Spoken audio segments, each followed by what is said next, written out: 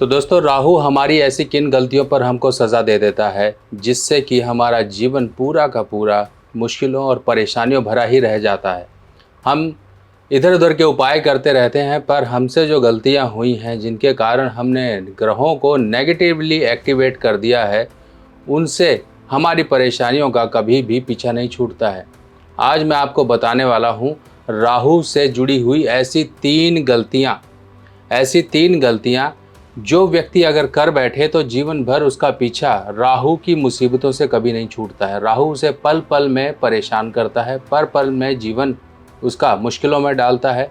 हर समय जीवन में अचानक कुछ ना कुछ ऐसी नेगेटिवली बुरी घटनाएं जीवन में घटती रहती हैं जिससे कि उसका पार लग पाना काफ़ी मुश्किल हो जाता है।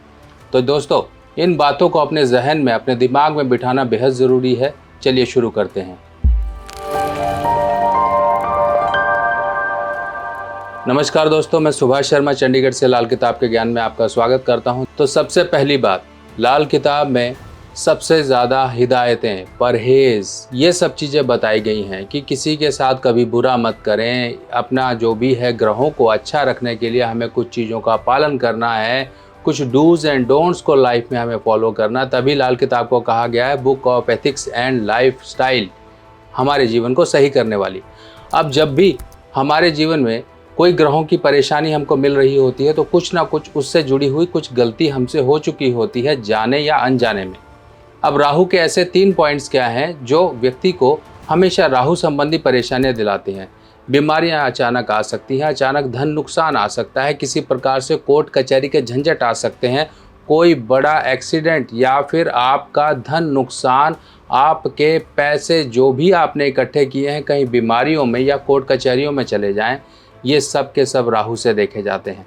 राहु की दशा, अंतर्दशा, ये सब के सब आए तो आपके जीवन में परेशानियों के दौर शुरू हो गए। आपके घर की इलेक्ट्रॉनिक्स, आपके फैक्ट्री की मशीन्स या कुछ भी ये चीज़ें अचानक ख़राब हो जाया करती हैं। आपकी गाड़ी में अक्सर कुछ ना कुछ खराबी रहती है। आप ट्रांसपोर्ट के मालिक हैं या फिर आपका कोई गाड़ियों से लेना देना है, या फिर आपकी ही गाड़ी समय पे ख़राब हो जाए, समय पर आपकी गाड़ी आपका साथ ना दे और गाड़ियों से या वाहन से आपका काफ़ी ज़्यादा एक एक्सीडेंट होने के चांसेस बार बार बनते हों या बार बार आपके साथ होते हों। एक व्यक्ति से अभी कुछ दिन पहले बात हुई थी तो उन्होंने बताया कि पंडित जी, मेरे पूरे शरीर में लोहा पड़ा हुआ है, यानी कि अब मैं लोह पुरुष बन चुका हूँ। क्यों? क्योंकि उसके शरीर की जितनी हड्डियाँ थी, बाजू की, पैर की, ये सब हड्डियों में रॉड पड़ी हुई थी क्योंकि वो हड्डियाँ टूट चुकी थी। तो कहता अब मैं इंसान तो रहा नहीं, अब मैं लोह पुरुष बन गया हूँ। इतना भयंकर एक्सीडेंट उस व्यक्ति का हुआ था जिसके कारण वो तो किसी हाल से बच गया, पर उसके शरीर में इस तरह की परेशानियां आ गई। अब ये क्यों? और कहानी और भी है, क्योंकि उसके जो सिम्टम्स थे सब के सब राहु से जुड़े हुए थे। छल कपट, किसी तरह का कोई हमला, ये सब चीज़ें राहु से देखी जाती हैं। अब पहला नियम, सबसे पहला नियम राहु का क्या है? वो ये है कि अगर आप भ्रूण हत्या करवाते हो, भ्रूण हत्या कैसे करवाई जाती है? कुछ प्रांत हमारे देश में, अब तो फिर भी कम हो गया है, लोग फिर भी नहीं मानते हैं, छुप छुपा के करते हैं। देखिए, जब सत्य है तो उसके साथ असत्य भी जुड़ा हुआ है, अगर धर्म है तो उसके साथ अधर्म भी जुड़ा हुआ है। इसी तरीके से अगर कानून है तो उसको, कानून को तोड़ने वाली जो सब ये गतिविधियां हैं, ये भी पिछले दरवाजे से होती हैं। तो इसी तरीके से कन्या भ्रूण हत्या जो भी करते कराते हैं, समझ लीजिए राहु की चोट से वो बच नहीं पाते हैं। बहुत सी परेशानियां ऐसे लोगों ने झेली हैं जिन्होंने कन्या भ्रूण हत्या कराई, जिन्हें ये पता लग गया कि हाँ, गर्भ में कन्या है। अब कारण क्या होता है? राहु और बुध का आपस में बहुत संबंध होता है। तभी कहा जाता है जब भी कुंडली में राहु या बुध नेगेटिव कंडीशन में आ जाए तो समझ लीजिए आपके जीवन में हमेशा हाहाकार ही मचा रहेगा, खुशियाँ आएंगी ही नहीं। और ये वर्षफल में अगर आ गए दोनों के दोनों नेगेटिव, बुध भी नेगेटिव, राहु भी नेगेटिव, तो परेशानियां बहुत आती हैं। व्यक्ति उपाय करते करते थक जाते हैं, कारणों का उपाय ना करके अकारणों के उपाय कर लेते हैं, फिर कहते हैं फ़ायदा नहीं हुआ, क्योंकि मति भ्रम भी इस समय में काफ़ी होता है। डॉक्टर के पास इलाज कराने गए, डॉक्टर ने दवाई कुछ और दे दी, कारण कुछ और था। ये मति भ्रम, चीज़ें नहीं पकड़ में आती हैं।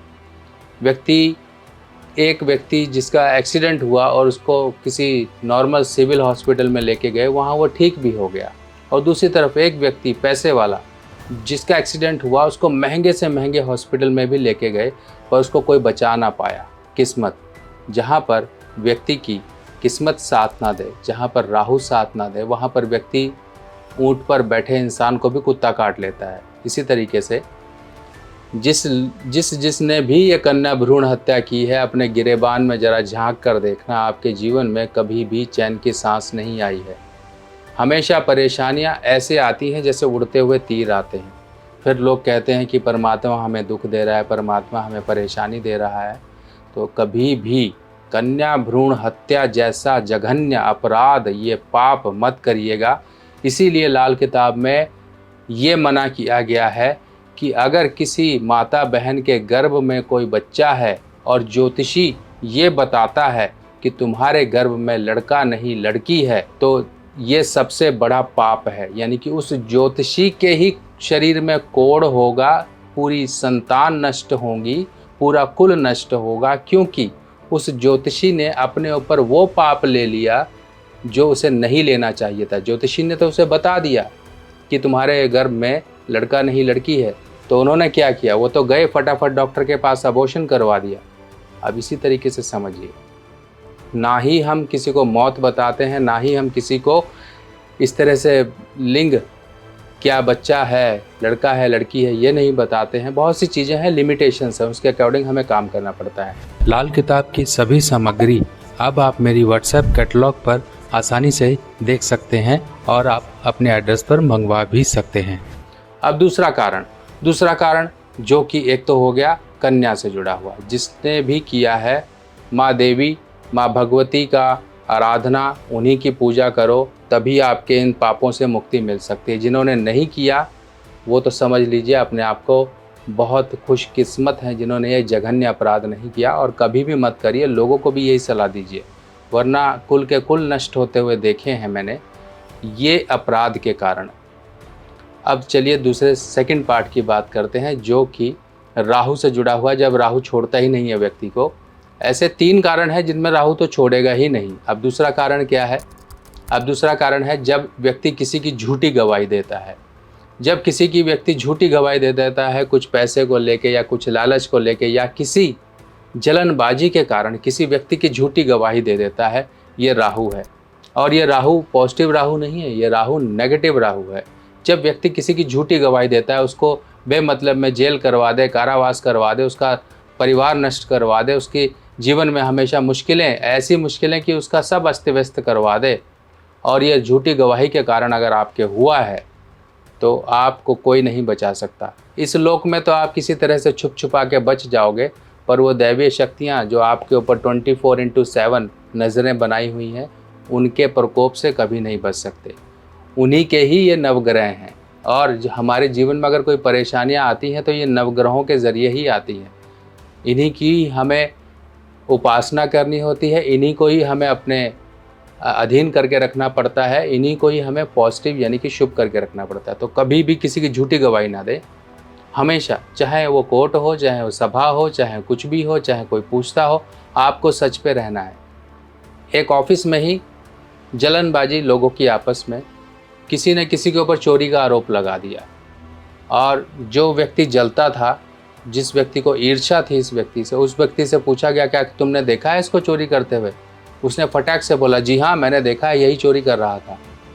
बस झूठी गवाही यहाँ पर भी साबित हो गई, उसकी झूठी गवाही। ये झूठी गवाही ज़रूरी नहीं कि आप कोर्ट में ही झूठी गवाही दोगे, तो थोड़ा ध्यान रखिए। माँ धनलक्ष्मी पोटली बुक कराने का समय आ गया है, तो जिन लोगों को भी माँ धनलक्ष्मी पोटली बुक करानी है वो समय रहते ही अपना सारा डिटेल्स वगैरह मुझे व्हाट्सएप कर सकते हैं। व्हाट्सएप नंबर आपको स्क्रीन पे फ्लैश किया जा रहा है। और आप लोगों को बता दें, इस माँ धनलक्ष्मी पोटली में कमलगट्टा, इलायची, लौंग और लघु नारियल, इस तरह से कुछ ऐसी सामग्रियाँ इंक्लूड की गई हैं। चांदी का सिक्का भी इंक्लूड किया गया है, जो आपकी सभी धन की समस्याओं को दूर करेगा, और ये सभी सामग्री अभिमंत्रित होकर आपके घर तक पहुंचेगी। और ये माँ धनलक्ष्मी पोटली को आपने अपने घर के जहां पर रुपया पैसा रखते हो वहां पर स्थापित करनी है। ये धनलक्ष्मी पोटली आते ही आपके घर में जो सुख शांति, जो धन की वृद्धि है उसमें वृद्धि होना शुरू हो जाएगी। तो बुकिंग करवाने के लिए समय से पहले बुकिंग करवा लीजिए ताकि आपके घर तक ये पूजा कर कर भेजी भी जा सके। अब वो तीसरा कारण, राहु व्यक्ति को छोड़े ना, राहु व्यक्ति को कुछ ना कुछ ऐसी बड़ी परेशानियां दे, जीवन अस्त व्यस्त रहे। पहला कारण क्या होता है, राहु जिसकी भी कुंडली में 8वें घर में है, 8वें घर में है या चौथे घर में है, तब ऐसे केस में व्यक्ति अगर अपने घर की मुख्य द्वार की तरफ हौद बना दे, सीवेज, घर की इस तरह की अंडरग्राउंड गटर वगैरह ये सब चीज़ें करना शुरू कर दे, या उसके गेट के पास गंदगी रहे और उसके घर के बाहर, बिल्कुल जस्ट बाहर एक गटर का ढक्कन होता है जो म्यूनसिपालिटी वालों का होता है, अगर वो है तो राहु कभी जीने ना देगा। चलिए यहाँ तो कम हो गया कुछ, इसके बाद एक और चीज़ अगर इसमें ऐड हो जाए तो व्यक्ति समझ लीजिए कहीं का नहीं रहता है। अगर ये सब कुछ भी उसने किया हुआ है और उसका मकान दक्षिण दिशा का है, घर से निकलते ही दक्षिण, तो समझ लीजिए परेशानी। अब राहु नहीं चैन से रहने देगा। राहु यहाँ आपके लिए नेगेटिव हो गया, वही राहु जो पॉजिटिव होना चाहिए था अब नेगेटिव हो गया।